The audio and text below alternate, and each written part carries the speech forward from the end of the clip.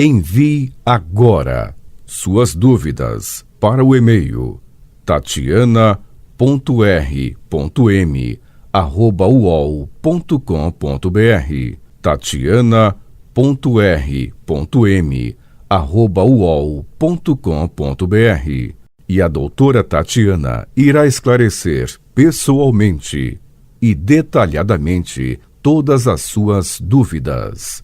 Ligue em São Paulo para 34 39 85 85. Repetindo, 34 39 85 85. Olá, queridos ouvintes, estamos com mais um programa Leis do Sucesso e hoje a gente vai falar um pouquinho dessa síndrome tão comum, a síndrome de burnout, né, que a gente ouve tanto falar, ou esgotamento profissional. O que é isso? Bom, a exaustão física e psicológica aliada ao estresse permanente no trabalho tende a conduzir ao desenvolvimento de doenças laborais como a síndrome de burnout.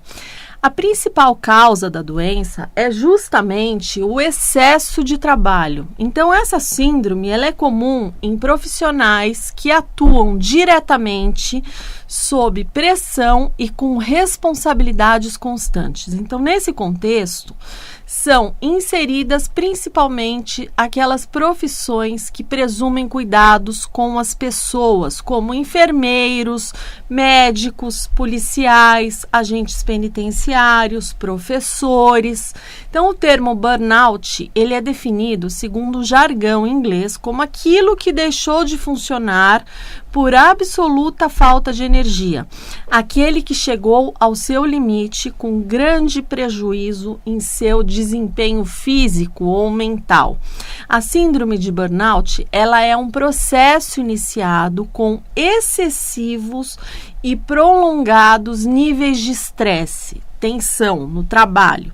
Então, a síndrome de burnout também pode acontecer quando o profissional planeja ou é pautado para objetivos de trabalho muito difíceis. Então, são situações em que a pessoa ela possa achar por algum motivo não ter capacidade suficiente para cumprir.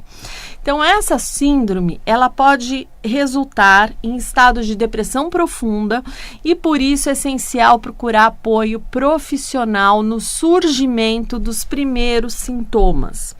Bom, a síndrome, ela atinge milhões de trabalhadores no mundo inteiro. Aliás, essa doença ela é muito comum no Brasil. Isso mesmo, aqui ela é muito comum, com certeza mais do que você imagina. Mais de 33 milhões de brasileiros sofrem com a síndrome de burnout. Portanto, a cada 100 brasileiros, pelo menos 15 sofrem com esgotamento profissional. Assim, é muito provável que você conheça alguém com esse problema. A partir de janeiro agora de 2022, entrou em vigor uma nova classificação da Organização Mundial de Saúde, a OMS, que é a Classificação Estatística Internacional de Doenças e Problemas Relacionados com a Saúde, a CID-11, que muda a categorização dada à síndrome de burnout, o distúrbio emocional resultante de uma rotina de trabalho desgastante, e vem se tornando cada vez mais comum no ambiente corporativo. Então, com essa mudança, a condição ela passa a ser vista como estresse crônico de trabalho, que não foi administrado com sucesso e não como um problema na saúde mental e um quadro psiquiátrico. Na prática, a mudança deixa claro que o burnout ele é uma doença relacionada ao trabalho e não ao trabalhador, responsabilizando empresas em processos relacionados ao tema. Bom, os principais sintomas que podem indicar a síndrome de burnout são cansaço excessivo, físico, mental, dor de cabeça, alterações de apetite, insônia, dificuldade de concentração, sentimentos de fracasso e insegurança, negatividade constante, sentimentos de derrota e desesperança, sentimentos de incompetência, alterações repentinas de humor, isolamento, fadiga, pressão alta, dores musculares, problemas gastrointestinais, alterações nos batimentos cardíacos. Por isso é muito importante que você conheça os seus direitos nesse tipo de situação. Embora não seja uma doença nova, essa síndrome passou a ter muito destaque na mídia nos últimos anos. Assim, se você é portador da síndrome, você deve apresentar o seu atestado médico à empresa. Assim, poderá faltar ao trabalho para realizar o seu tratamento. Contudo, o afastamento para tratar a síndrome de burnout, ele pode exigir um tratamento mais prolongado. Às vezes, esse tratamento pode durar vários meses. Então, durante os primeiros 15 dias de afastamento, cabe à empresa pagar o salário do empregado.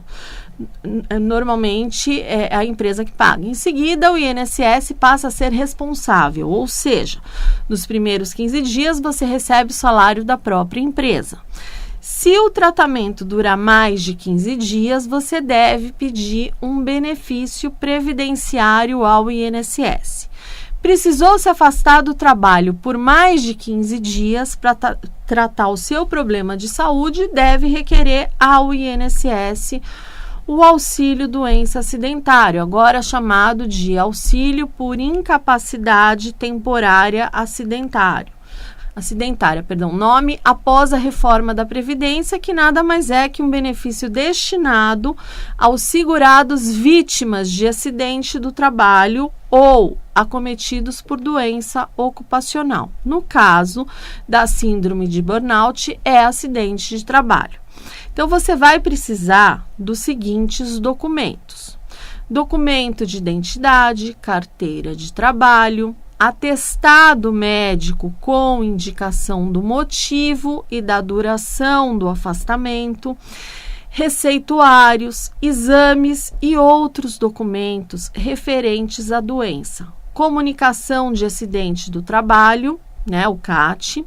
Bom, pode ser que algum outro documento seja necessário, mas isso vai depender de cada caso. Se você tiver alguma dúvida sobre os documentos, você pode procurar um advogado para te instruir. Bom, em relação ao atestado médico, é importante que o problema de saúde esteja bem discriminado, ou seja, o médico deve informar os sintomas, identificar a doença, o tratamento e o tempo necessário para a recuperação.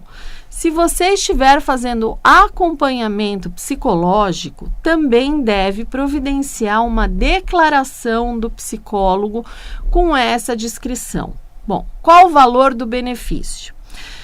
Para você saber o valor do auxílio-doença, você deve primeiro fazer uma média simples de 100% dos salários de contribuição desde julho de 94. O valor do benefício será 91% dessa média, limitado à média dos últimos 12 salários de contribuição. É sempre bom fazer esse cálculo antes de dar entrada no requerimento. Assim, você vai saber se o INSS está concedendo seu benefício no valor correto. O empregado com síndrome de burnout tem direito ao recebimento de um auxílio-doença enquanto estiver em tratamento. Além disso, também tem direito à estabilidade pelo período de 12 meses, é isso mesmo. Significa que, assim que ele estiver recuperado, o empregado deixa de receber o benefício previdenciário e deve retornar ao trabalho. Todavia, após esse retorno, tem a garantia de estabilidade pelo período de 12 meses, ou seja, a empresa não poderá demiti-lo sem justa causa pelo período de 1 ano após o seu retorno. Esse direito decorre do fato de que a síndrome é um resultado do excesso de trabalho. Assim, seria uma injustiça permitir a demissão do trabalhador nesses casos. Afinal, o que causou o seu problema de saúde foi justamente o excesso de trabalho. Então, isso também acaba dando uma segurança a mais ao trabalhador. Afinal, como tem a estabilidade e o trabalhador sabe que a empresa não poderá demiti-lo por estar em tratamento. Então, caso seja apresentado um laudo médico que comprove danos irreversíveis provocados pela doença e que impossibilitam um retorno ao trabalho, aí é concedida a aposentadoria por incapacidade permanente, nome da aposentadoria por invalidez após a reforma da Previdência. Então, esse benefício visa substituir a remuneração do segurado, que está total e definitivamente incapacitado para o exercício de atividade que lhe garanta a sobrevivência. Então, a invalidez é a incapacidade total, permanente e multiprofissional. Lembrando que em caso de aposentadoria por invalidez, por se tratar de uma doença ocupacional, não é preciso cumprimento de carência. Em algumas situações mais extremas, a síndrome prejudica o trabalhador de uma forma grave que ele jamais poderá voltar a trabalhar. Para obter aposentadoria por invalidez, o seu laudo médico precisa afirmar que a sua incapacidade para o trabalho ela é definitiva. Tá? Então, você precisa estar munido com um atestado, porque isso daí, esse atestado vai garantir que você realmente está fora do mercado de trabalho, você não tem como trabalhar de jeito nenhum do estado que você se apresenta. Então, você tem que juntar atestado desde quando começou a doença e atestados agora, tá? No valor, os atestados recentes. Então, você precisa estar bem munido para que você possa comprovar. Bom, segundo o INSS, o número de requerimentos de benefícios previdenciários de natureza psiquiátrica está entre os primeiros colocados. Os pedidos de auxílio-doença e benefícios assistenciais em decorrência de transtornos mentais só possuem menor incidência daqueles de natureza ortopédica. É muito difícil você conseguir uma perícia médica que comprove o burnout, porque o diagnóstico de casos psiquiátricos é reflexo da falta de preparo da sociedade e das empresas. Os sintomas do burnout são confundidos com depressão, estresse, crises de pânico isoladas, o que dificulta o diagnóstico. Então, é importante esclarecer que o afastamento por esse benefício acidentário traz consequências gravosas também para o empregador, tais como obrigação de depósito do FGTS durante o período em que o colaborador estiver recebendo o benefício do INSS, manutenção do convênio médico e possíveis reparações por danos morais e materiais. Além disso, poderá ter acréscimos dos encargos fiscais sobre sua folha de pagamento, o chamado fator acidentário de prevenção, o FAP.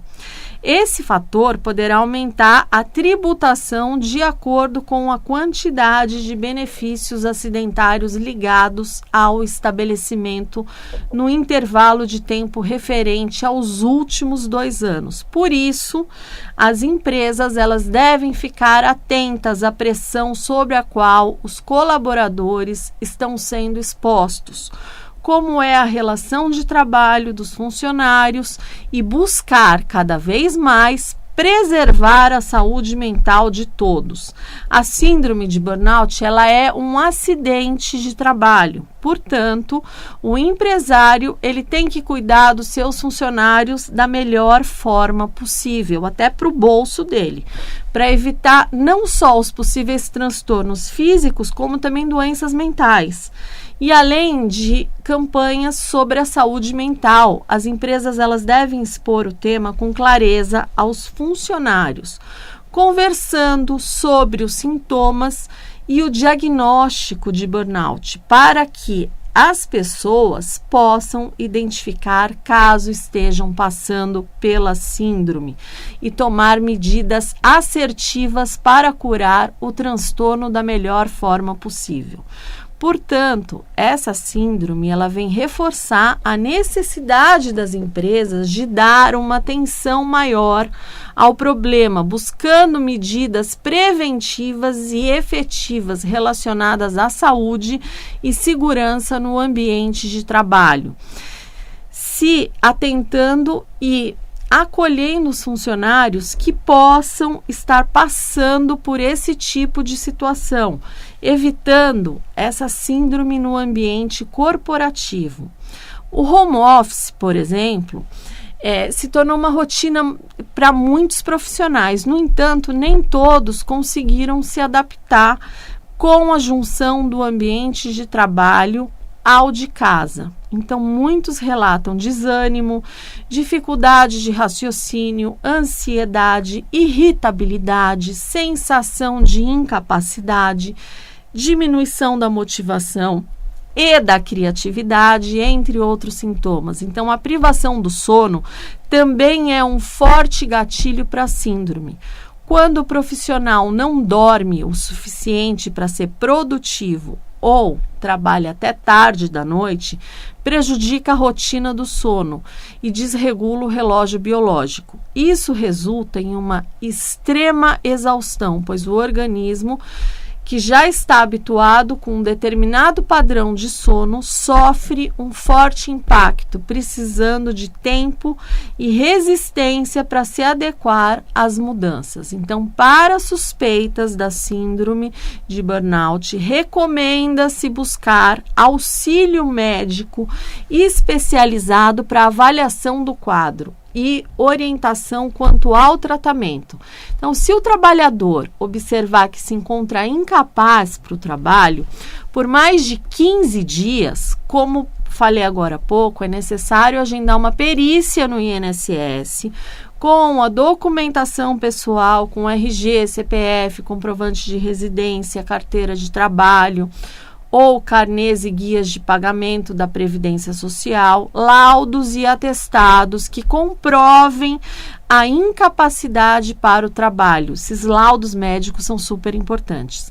Se o pedido for negado, é possível entrar com uma ação na Justiça para você ter acesso a esse benefício. Se o INSS negar o benefício previdenciário, o que eu faço? Bom, o que você pode fazer nesse caso? Você pode se conformar, o que eu não aconselho de jeito nenhum, porque é um direito seu que se perde. Ou você pode apresentar um recurso administrativo no próprio INSS ou ingressar com uma ação judicial contra o INSS. Você pode apresentar esse recurso administrativo, ao próprio INSS. Dessa forma, uma instância superior da própria autarquia vai analisar se o INSS acertou ou não negar o seu benefício. Seu recurso deve estar bem fundamentado e com todos os documentos necessários. A outra alternativa é apresentar uma ação judicial na Justiça Federal. Nesse caso, você deverá demonstrar ao juiz que o INSS errou ao negar o seu benefício. A sua ação ela deve estar muito bem fundamentada e deve apresentar todos os documentos necessários. Por exemplo, é importante que você apresente laudos atualizados que comprovem o seu direito. Assim, o juiz vai verificar que você tem aquele direito. Com isso, vai obrigar o INSS a conceder o seu benefício. Bom, mas como saber qual a melhor alternativa? Vamos lá. Geralmente, é melhor entrar logo com ação judicial ao invés de recurso administrativo. Isso porque é um pouco difícil você convencer o próprio INSS que errou em sua decisão inicial. Por outro lado, é mais simples demonstrar ao juiz que você tem direito. Afinal, o juiz reconhece a legislação previdenciária e julga casos como o seu diariamente. Então, se a empresa ou o INSS desrespeitar os seus direitos, um advogado poderá ajudá-lo. Então você você não pode deixar simplesmente se conformar, não, olha, eu não recebi, tá tudo certo, eu vou voltar ao trabalho. Não, vai, briga, tenta, porque se você conseguir entrar com ação na justiça, que é o caminho mais indicado, você vai receber os atrasados desde a data do indeferimento no INSS, porque esse indeferimento tá errado, então você vai conseguir retroagir a data de início do seu benefício, e não a partir da data que você entrou com a ação. Bom, mas tudo isso já é um assunto para discutir dentro da ação judicial. O que você não pode é deixar passar. Então tome cuidado, veja, eu citei todos os sintomas, veja se não é seu caso, se for, procure um médico em primeiro lugar, e aí depois você vai poder requerer esse benefício previdenciário. Bom, quem quiser acessar os meus canais, no YouTube você digita lá Tatiana Ragosta, tem um sininho, você pode ativar esse sininho, toda semana quando eu coloco programas novos ali, você vai ser notificado, então vai lá e tecla ali no sininho. Bom, ou também no Facebook, Leis do Sucesso, você também pode acompanhar os programas que eu fiz aqui na rádio, se você perdeu algum e tem interesse num determinado tema. E 2 vezes por semana eu costumo postar aí algumas novidades no direito previdenciário, algumas notícias, então você pode entrar tanto no Ragosta Advocacia, Facebook, como no Instagram Ragosta Advocacia, que 2 vezes por semana eu coloco notícias na matéria previdenciária que podem aí eventualmente ajudar as pessoas, né? Porque a gente muda tanto, cada hora é uma medida provisória nova. Esse ano eu já não sei, eu perdi as contas de quantas medidas provisórias eu já falei aqui no programa. Então, é importante você acompanhar a legislação previdenciária, porque mesmo que você seja aposentado, tem pessoas que você conhece que não são e de repente você pode orientá-las. Então fica aí minha dica, por onde você pode me acompanhar, e toda semana eu tô aqui na rádio. Bom, fiquem com Deus e até o próximo Leis do Sucesso. Envie agora suas dúvidas para o e-mail tatiana.r.m@uol.com.br tatiana.r.m@uol.com.br. E a doutora Tatiana irá esclarecer pessoalmente e detalhadamente todas as suas dúvidas. Ligue em São Paulo para 34 39 85 85. Repetindo, 34 39 85 85.